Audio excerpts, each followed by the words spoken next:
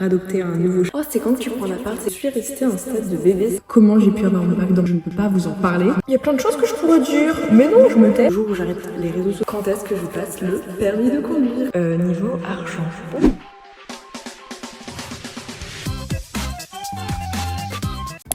Coucou les gars, je crois qu'on doit parler, mais genre sérieusement. Hey tout le monde, c'est Shane chérie, j'espère que vous allez toutes et tous extrêmement bien. Et aujourd'hui on se retrouve pour une toute nouvelle vidéo que je suis extrêmement contente de vous faire aujourd'hui, puisque c'est une vidéo un peu mise au point, un peu FAQ. Je ne sais pas du tout comment est-ce que je peux la nommer. Mais aujourd'hui il y a du soleil, donc forcément j'étais obligée de faire une vidéo. Et oui, littéralement, j'ai mon carnet, j'ai noté ce que vous voudriez que j'aborde sur cette chaîne YouTube. Donc attention, puisqu'il y a vraiment du croustillant, je tiens à préciser, il y a vraiment des trucs. Vous n'êtes pas prêts, je suis un peu stressée de dire tout ça en vidéo, mais bon, j'espère que ça va vous plaire, on va pouvoir commencer. C'est parti!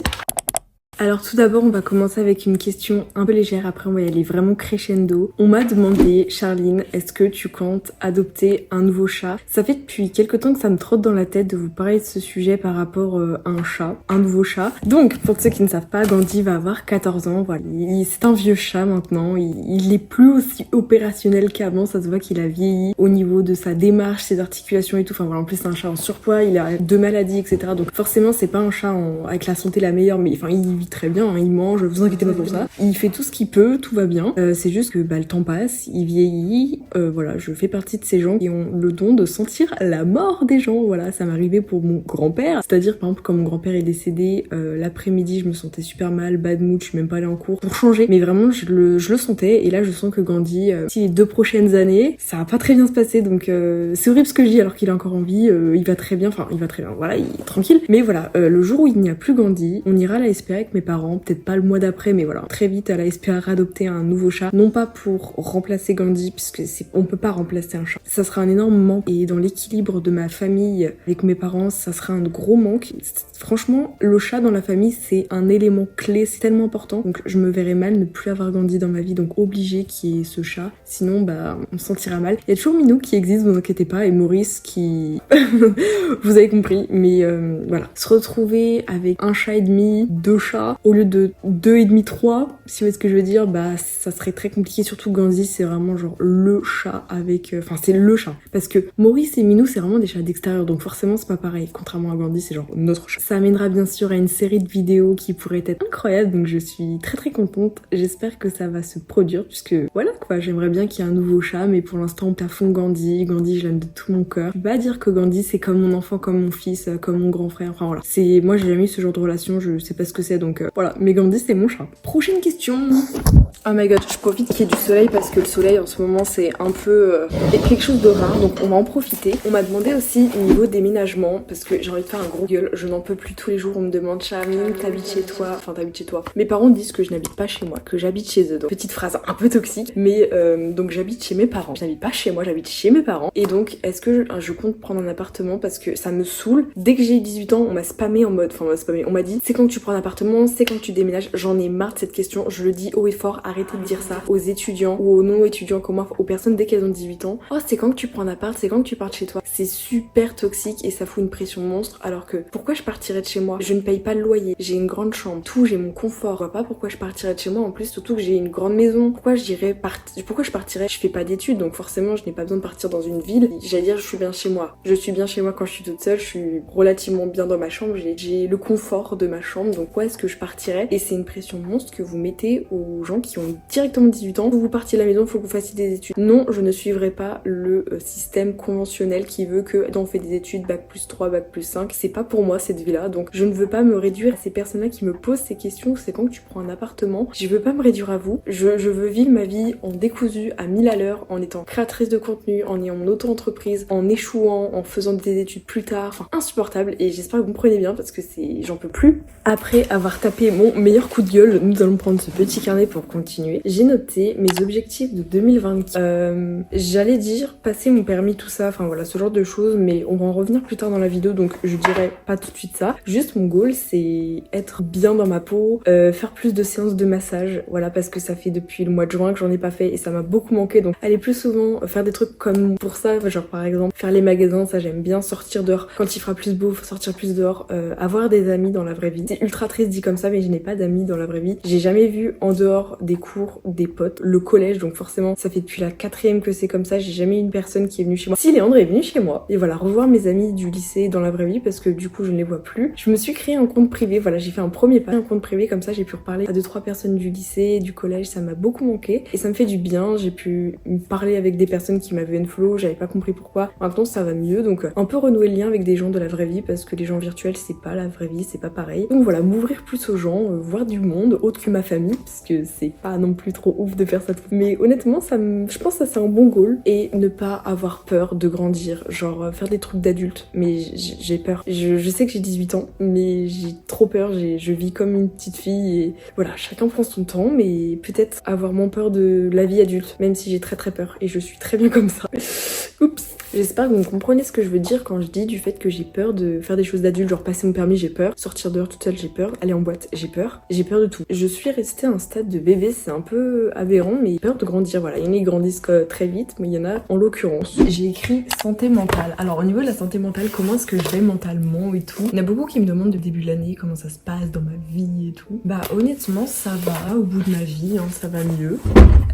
Désolée si je suis littéralement dans mon dressing, mais je sais que c'est trop un problème, je n'arrive pas à filmer des vidéos quand il y a mon père, quand il y a quelqu'un dans ma maison, déjà parce que je me sens pas en sécurité, j'ai trop l'impression qu'on m'écoute alors que je suis dans une famille de sourds, ils n'entendent rien. Mais au moins le petit côté intimiste de ma santé mentale dans mon dressing, c'est parti. Alors niveau santé mentale, comment est-ce que ça va? J'ai connu bien pire, j'ai connu 100 fois pire avec les cours, je sais pas comment j'ai pu tenir jusqu'au bac, comment j'ai pu avoir mon bac dans ma condition mentale et physique que c'était, avec la phobie scolaire, l'anxiété de performance. J'ai fait une petite dépression il y a quelques temps, enfin voilà. Là ça va mieux, après pensez pas que ma vie est rose les gars, je vis des choses encore horribles dans ma vie personnelle, je peux pas m'étaler à ce sujet. J'espère un jour pouvoir étaler tout ce genre de problèmes sur YouTube, mais je ne vais pas le faire parce que j'ai pas envie qu'il y ait des répercussions dans ma vie, mais il y a des choses qui font que c'est pas normal, des choses que je vis encore à l'heure actuelle qui ne sont pas normales, je ne peux pas vous en parler malheureusement, mais ça va. J'ai connu pire, j'ai connu mieux, je souffre toujours d'anorexie. Ça me gâche un peu la vie parce que je me dis putain, des fois j'ai envie de boire un verre d'eau en entier, mais je suis incapable, j'ai peur de boire un verre d'eau. Voilà, j'ai des comportements encore toujours un peu de trigger warning, donc éviter d'étaler votre sujet depuis quelques temps, mais en soi niveau maladie c'est stable, donc voilà, c'est stable dans le pas ouf, mais j'ai connu bien pire. Demain je vais chez le médecin, j'ai pas trop peur d'y aller, faudra que je fasse une prise de sang parce qu'il faut faire des prises de sang dans la vie. Ça va, j'ai un peu moins peur. Le médecin, enfin voilà, elle m'a rassurée, j'ai moins peur d'aller à l'hôpital parce que pour moi c'est très loin de moi ça, donc c'est bon, j'y pense plus du tout limite. C'est juste la prise de sang, j'espère juste que demain quand je vais aller chez le médecin, elle va pas me faire de petites remarques sur ma taille comme la dernière fois où j'avais trop mal pris, genre ça m'avait bousillé la journée. Alors qu'en soi c'est rien de grave, mais voilà, j'ai toujours des complexes, mais sans avoir de complexes. C'est trop bizarre. Mais on a connu pire, on a connu mieux. J'ai cru que j'étais en train de dérailler. Donc pour conclure au niveau santé mentale, des fois il y a des hauts, il y a des bas. Heureusement que je vous ai vous, parce que moi ça me fait du bien de vous rencontrer dans la vraie vie maintenant. Je vois plein de gens, hein. J'ai pas besoin d'avoir des amis IRL parce que je vous vois très souvent quand je vais en convention, bah du coup je vois plein d'abonnés. Donc en soi ma jauge de gens est à son max. Quand je vais dans la rue faire les magasins, je vois des abonnés et je deviens aussi très très parano du fait que je vois des abonnés. Ça c'est un énorme problème, c'est que maintenant quand je fais les magasins, je me tape limite des crises d'angoisse entre guillemets. Non pas que je vous aime pas, hein, mais c'est juste que j'ai l'impression de voir des abonnés tout le temps, alors que des fois c'est pas du tout ça, hein. Des fois c'est pas des abonnés, mais des fois oui, donc j'ai l'impression je suis surexposée. C'est très bizarre parce que je suis surexposée, mais de l'autre je cherche un peu en faisant des vidéos, donc faut savoir. Mais voilà, donc un peu compliqué, santé mentale des fois oui, des fois non. Je rentre pas dans les détails, mais il y a des choses que vous ne soupçonnez pas de la part de vos créateurs de contenu. On montre pas tout. Donc pensez pas que j'ai la meilleure vie du monde. Loin de là. Loin de là. Oh my god, ça fait bizarre d'avoir ce point de vue là. Oh, je crois que je suis trop mal cadrée. Voilà. On me demande aussi comment je fais pour avoir autant de discipline, être autant productive. Les gars, j'ai 6 chaînes YouTube, je poste plein de vidéos tout le temps, je fais grave du contenu tous les jours. Comment je fais pour être disciplinée? Première raison, je n'ai pas de maison à gérer. Première raison, j'ai pas besoin de faire à manger, faire le ménage et tout. Ça c'est déjà quelque chose de cool qui me fait gagner du temps. Je n'ai pas de distraction, je sors pas le week-end, je sors juste pour faire les magasins et tout de temps en temps, enfin toutes les semaines. Mais je vais pas en boîte de nuit, je me lève tôt le matin. Franchement le truc cool c'est que je me lève tôt du matin. Je me lève à 6h30, 7h tous les matins sans avoir besoin de réveil, donc ça c'est... Bon après en contrepartie à partir de 17h je commence à... voilà, mais je suis du matin. Quand je fais quelque chose je suis vraiment focus, j'y vais à fond, je suis aussi productive, voilà, il y a des gens ils sont plus productifs que d'autres, j'ai pas de distraction à faire des appels avec des gens toute la journée, non, moi je suis focus, je n'écoute pas de musique, je mets toujours une petite vidéo de temps en temps dans le fond pour un peu écouter, j'essaye de maximiser mon énergie, sachant que j'ai pas beaucoup d'énergie, vous savez pourquoi. pourquoi, mais au moins ça me permet d'utiliser mon énergie à bon escient. Et des fois je me force, genre là j'avais pas envie de faire cette vidéo, là je suis en train de la faire, je suis trop contente, donc je me force à faire les choses, et quand je les fais, il faut s'écouter. Si par exemple je n'aurais pas fait cette vidéo, bah je me serais dit bah j'ai bien fait. Dans tous les cas, les deux choix entre faire la vidéo ou pas la faire, le choix que j'aurais fait aurait été le meilleur pour moi. Donc là j'ai fait ce choix de faire cette vidéo, donc je suis contente et je me dis j'ai pris la bonne décision. Voilà, s'écouter, très important, je pense. Est-ce que là on est pas mal? On est pas mal. Est-ce que vous voulez voir l'envers du décor? Personne ne veut voir l'envers du décor. J'étais en train de filmer ma vidéo les colis Amazon là, partie 2. J'ai calé 3 mots dans la phrase qui ne veulent rien dire. TikTok m'a fait acheter partie 2. Alors du coup ensuite on m'a demandé niveau des concepts. Est-ce que j'ai des concepts de vidéos YouTube qui pourraient arriver? J'aimerais vous en parler parce que cette chaîne YouTube, moi sachez que le jour où j'arrête les réseaux sociaux, c'est que ça fonctionnera plus. Si vous voulez que je continue à vous produire du contenu, vous savez ce que vous devez faire quand vous voyez une nouvelle notification de Shine the Cherry. Au niveau concept, j'ai fait pas mal de vlogs ces temps-ci, sauf que quand tu fais des vidéos et que tu vois que ça fait down à chaque fois que tu postes. Dans le passé, quand ça faisait ça, je mettais les vidéos en privé. Jamais faire ça. Mettez pas vos vidéos en privé, bande de youtubeurs. Qu'est-ce qu'on fait? Tu fais une vidéo YouTube, tu mets du temps, tu la produis, tu fais la miniature et tout. T'as de l'espoir pour qu'elle marche. Et en fait, moi je la mettais en privé parce que j'étais trop absorbée par les stats. Là, ça va mieux. Donc non, je mets plus les vidéos en privé, mais quand je vois en ce moment que je fais pas non plus beaucoup de vues sur ma chaîne de vlog par rapport à avant, par rapport même sur ma chaîne Animal Crossing, mais Animal Crossing, je sais que s'il y a un nouveau jeu, voilà, je serai très bien. Là, sur la chaîne de vlog, ça dépend que de moi, ça dépend pas de la hype d'un jeu. Bah, je sais pas, dites-moi en commentaire ce que vous voudriez voir comme vidéo. À chaque fois que je vous demande ça, les gens me disent des routines, je fais les vidéos routines, ça vous plaît pas, enfin ça fait beaucoup moins de vues. Qu'est-ce qui vous ferait cliquer sur la vidéo? C'est pas qu'est-ce qui vous plairait, qu'est-ce qui vous ferait cliquer en thème de vidéo? Quel titre de vidéo vous dites punaise, là j'ai envie de cliquer, ça m'intéresse, c'est une vidéo que je vais regarder jusqu'au bout, c'est une vidéo que je vais commenter. Quelle vidéo vous engagerez? Parce que entre une vidéo que vous aimez voir, ok, mais une vidéo qui suscite des sentiments, qui suscitent de l'engagement, moi c'est ça qui compte, c'est vraiment quelque chose qui vous engage. Vous dites j'ai envie de voir, j'ai envie de regarder, j'ai envie de commenter, quelque chose, ce genre de vidéo. Quelle vidéo vous plairait? Parce que faire des vlogs, c'est cool, j'adore ça, mais je fais des vidéos, mais vous les regardez plus. Quelle vidéo vous intéresserait? Parce que j'ai pas envie de faire de pause, parce que littéralement si je vois que ce genre de vidéo, bah ça continue à faire down, je me remettrai en question, je ferai une pause. J'ai pas envie de faire de pause, justement. Donc voilà, quelle vidéo vous intéresserait? J'ai pas envie de faire de pause, donc dites-moi ce que vous voudriez voir et regarder. Dites-moi ce qui vous plaît pas dans mes vidéos. Dites-moi qu'est-ce qui va pas dans le son. Et n'hésitez pas à me faire des retours en me disant par exemple j'aime pas tes vidéos, j'aime pas ton titre, j'aime pas les musiques sont trop fortes, la qualité. Dites-moi ce genre de choses que je pourrais améliorer pour tout simplement que je puisse produire un contenu qui vous plaît, pour pas faire de pause littéralement. Parce que peut-être c'est juste un contenu qui vous lasse. Mais je parle vraiment aux personnes qui cliquent plus trop sur mes vidéos, qui regardent plus trop mes vidéos et qui là par exemple tombent sur cette vidéo. Pas les communautés engagées que j'ai l'habitude d'avoir, vraiment les gens qui sont là une fois par mois. Parce que genre d'un côté, comme beaucoup de youtubeurs, je me dirais mais Charline, réussir, percer sur YouTube et tout, continuer à... Bah il faut obligatoirement maintenant, j'ai l'impression, en 2024, et ça c'est beaucoup de créateurs qui disent ça, faut avoir un media maker, un monteur vidéo, faut avoir une équipe. Moi je suis toute seule, avec mon téléphone dans ma chambre, avec un petit nœud. La honte. Promis, j'investis. Ensuite, c'est quelque chose qui vraiment le monde veut et me pose cette question. Mes parents, ma famille, les abonnés, tout le monde. Tout le monde. Quand est-ce que je passe le permis de conduire? Quand est-ce que je passe le code? Quand est-ce que je m'inscris dans un premier temps? La réponse est très simple, c'est que je ne me sens pas prête. Ça ne me donne pas envie de conduire, j'ai pas envie de conduire. Même si j'aurais mon permis, je conduirais pas. Au contraire, justement, vu que, par exemple, imaginons j'ai mon permis, je ferai tout pour ne pas conduire. Même si j'ai envie d'aller à un endroit, je le ferai pas. Genre, ça m'intéresse pas de conduire à l'heure actuelle. Ça me donne pas envie. Vraiment, j'ai peur. J'ai trop peur d'avoir des pulsions à hop là et dans le ravin. Donc je me connais. Ça me donne pas envie, ça me fait peur. C'est pas quelque chose qui... En plus, vu qu'on me force, ça me donne encore moins envie, ça me braque. Genre, vu tout le monde me dit faut que tu passes ton permis, ton code, ça me donne encore moins envie. Plus on me le répétera, moins je le ferai. Parce que moi, je suis le type de personne anti-mouton. Tout le monde me dit de faire ça, je ferai l'inverse. Bienvenue dans la tête de Charline, montez à l'envers. Mais j'espère que vous compreniez bien que c'est super stressant. C'est comme la question de l'appartement.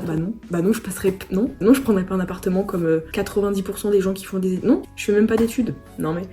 Donc pareil pour le permis, tout le monde passe son permis à 18 ans. Bah non. Mais non, je suis anti-conformiste, je suis anti la France, je suis trop chiante, mais c'est vrai. J'espère que vous comprenez bien que j'ai envie de faire l'inverse du train de vie qu'on nous impose. C'est ma spécificité au quotidien. Bon, il y a Minou qui est juste ici. J'espère que Minou va bien. Minou, ça va? Oui, tu vas bien. Oh, attendez, j'allume. Non mais s'il vous plaît, on va quand même allumer. J'ai investi 20 balles dans des luminaires achetés sur Amazon, quand même. Alors ensuite, j'aime trop ma mezzanine pour filmer ici, je trouve ça incroyable. Faudrait vraiment que je fasse plus de vidéos ici, parce que ce décor est incroyable. Bon, peut-être pas ici, mais l'idée est bien. Alors ensuite, on m'a demandé niveau argent. Ouh là là. Honnêtement, niveau argent sur YouTube, bah déjà, je suis très reconnaissante à 18 ans de pouvoir gagner de l'argent grâce au réseau. Enfin, même depuis bien avant, mais bon, c'était avant 18 ans, donc vous comprenez bien. Maintenant, je paye l'URSSAF, vous inquiétez pas. L'URSSAF est passé le mois dernier, ça m'a fait bien mal au cul de donner 1100 € d'URSSAF. Trop bien.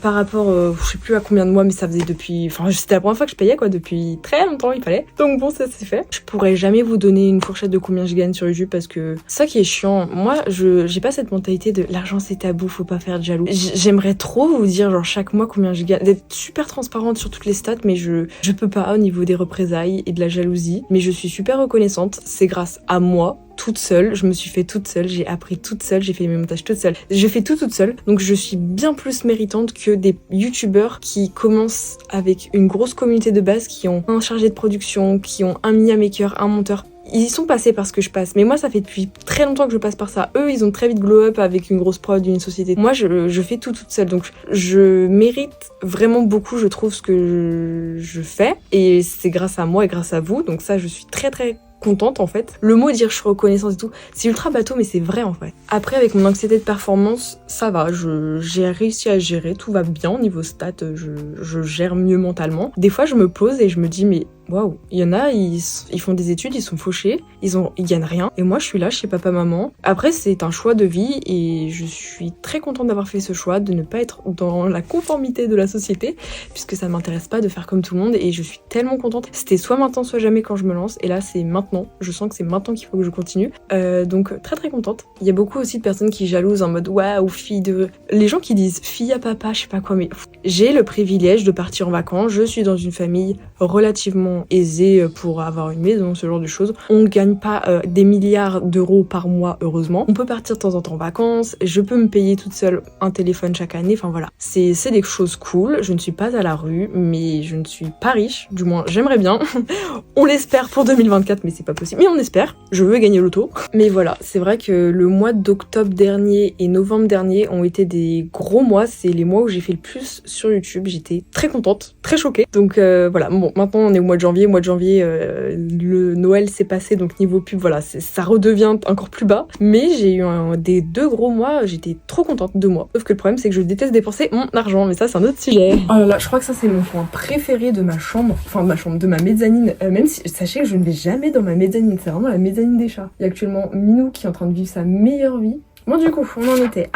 Au niveau couple, où est-ce que j'en suis? Est-ce que je suis en couple? Est-ce que c'est une surprise de vous dire que non, je ne veux pas être en couple, j'ai peur d'être en couple, c'est pas un truc qui m'intéresse? Non et non. Genre, ça me dégoûte. Enfin, j'ai pas envie d'être en couple. Sachez déjà que je suis hétérosexuelle. Enfin, je sais, en vrai, je peux pas savoir vu que j'ai jamais été en couple. Mais voilà, je me connais hétérosexuelle, mais ça m'intéresse pas. Je sais pas comment dire, mais quelqu'un de mon âge, ça ne m'intéresse pas. Je trouve que les garçons de mon âge sont immatures. C'est peut-être horrible parce que ça veut dire que peut-être moi-même je suis immature, ce qui est possible. Sur certains points, je peux être mature, d'autres totalement immature, donc c'est un peu chiant. Mais je trouve que les garçons de mon âge, ça m'intéresse pas. Les plus vieux, ça me fait peur. Enfin, tout me fait peur. Les plus jeunes, n'en parlons pas. Il y a rien qui me correspond. Donc je pense que c'est juste que c'est pas du tout le bon moment pour moi. Et voilà, hein, je me vois pas du tout en couple à l'heure actuelle. Voilà, ça me donne pas du tout envie. Genre vraiment, c'est même pas concevable dans ma tête en fait. Il y a rien, c'est vide, c'est néant. Et ensuite, qu'est-ce que ça fait d'avoir 18 ans? Je vais sur mes 19 ans le 4 mai. Déjà 19 ans, je trouve ça nul parce que c'est même pas 20 ans. Et 18 ans, franchement, je vous assure, l'année des 18 ans, c'était une grosse année. 2023, c'était une année énorme entre création d'entreprise, passer le bac, les réseaux. Enfin, c'était l'année du changement, l'année de césure. C'était, j'allais dire horrible, mais c'était bien. Enfin, c'était une année très mouvementée. Parcours que je n'ai pas passé, mais vous avez bien. C'était très dur cette année des 18 ans. Il y avait trop de choses, genre vraiment beaucoup de choses qui sont passées d'un coup. J'ai rien compris. Qu'est-ce que ça fait d'avoir 18 ans? Bah déjà, c'est une pression qu'on te met par rapport au bac. Voilà, le bac, sachez. Même si je sais que Gabriel Attal, voilà, il veut un peu que ça soit plus dur le bac. Franchement, le bac des 2005, il était donné. Le brevet des 2005, il était donné, mais vraiment explicitement. Donc voilà, c'était dur par rapport à ma vie perso. Mais voilà, l'année des 18 ans, est passé, je vais sur mes 19. Le seul truc qui est pénible par rapport aux 18 ans, c'est la pression par rapport au bac, qu'on se met tout seul, la pression qu'on se met par rapport au permis, parce que dès que t'as 18 ans, tu es catégorisé comme une personne qui doit faire des études. Or, je ne fais pas des études. Une personne qui doit avoir le permis, etc. Je vais devoir passer le permis, je sais, mais ça me donne pas envie. Genre vraiment, comme je vous ai dit, c'est exactement comme pour le couple, vide, rien. Ça me donne pas envie.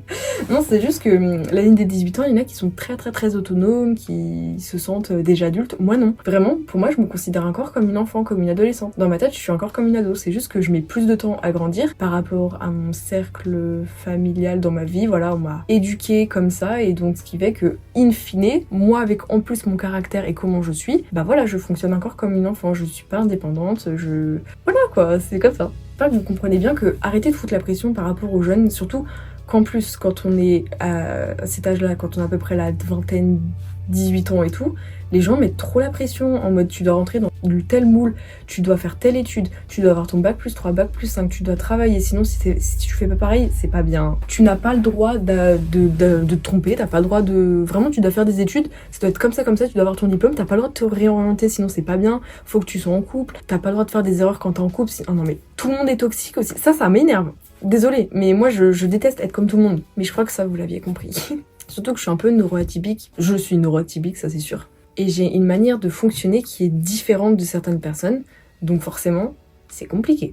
Et parfois aussi, je me remets en question en me disant « Mais Charline, t'es bizarre, genre t'es sur internet, tu racontes ta vie, t'es payée à raconter ta vie sur internet, t'es payée à jouer à des jeux vidéo. » Bon, bien sûr, c'est caricaturé parce que en réalité, il y a le storytelling de la vidéo, vous attachez à ma personnalité, vous attachez à mon contenu. Mon contenu est basé sur cette chaîne YouTube. Si je devrais résumer cette chaîne YouTube, mes chats, ma chambre, moi. Vraiment, il n'y a pas non plus de trucs de ouf. C'est pour ça qu'aussi je me dis « Mais Charline, si ta chaîne YouTube ne décolle pas non plus, peut-être qu'on a trouvé la raison. » Je dévie sûrement un petit peu, mais aussi il y a le fait d'être adulée par les plus jeunes, ou même que des gens t'idolâtrent, alors que les gars, je sais que c'est ultra bateau, mais on est comme tout le monde, genre vraiment, surtout moi, vous avez suivi mes péripéties lycée, vous avez suivi mes péripéties de ma santé mentale, vous suivez des trucs basiques, vous voyez bien que je suis basique, donc les gens qui disent t'es incroyable, non, je suis normale, vraiment. Mais le problème, c'est que j'aime pas être considérée comme normale. Ma vie est une remise en question. Bref, en tout cas, j'espère de tout cœur que cette petite vidéo blabla FAQ vous aura plu. J'ai pu parler de plein de sujets qui m'ont fait plaisir, j'espère que ça vous aura quand même un minimum intéressé.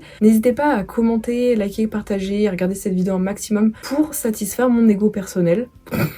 Ce qui est difficile à dire, c'est que j'ai quand même le recul par rapport à ça. D'un côté, je suis en mode, mais likez ma vidéo, plein de vues, plein de stats, et l'autre, je suis en mode, bah, on s'en fout, Charline. Je suis entre deux. Ce qui est drôle. J'espère en tout cas que cette vidéo en toute transparence vous aura quand même un petit peu diverti. J'espère avoir été un minimum drôle, intéressante. Et des fois j'ai envie de me dire, surtout quand je fais le montage, la lumière. Des fois quand je fais mon montage, je me dis mais Charline, souris plus. Parce que des fois je fais mon montage, je fais ma vidéo et je me dis en post-prod mais souris plus là, comme ça. Et d'un côté j'ai envie de me dire, j'ai envie de me forcer pour être un peu dans le paraître en me disant ouais faut que tu te maquilles, faut que tu te fasses bien, faut que tu mettes un peu des bijoux, faut que tu souris comme ça. Comme ça tu fais une bonne vidéo. Mais toi j'ai envie de dire mais tu peux faire une vidéo éclatée en pyjama, vous m'avez déjà vu, en pyjama au bout de ta vie, hein, c'est aussi tout aussi bien. Sur ces phrases assez philosophiques, j'espère quand même que vous allez passer une bonne journée. Je vous fais de gros bisous et je vous dis à très vite pour une prochaine vidéo. Sur ce, ciao tout le monde, c'était Charline the Chérie.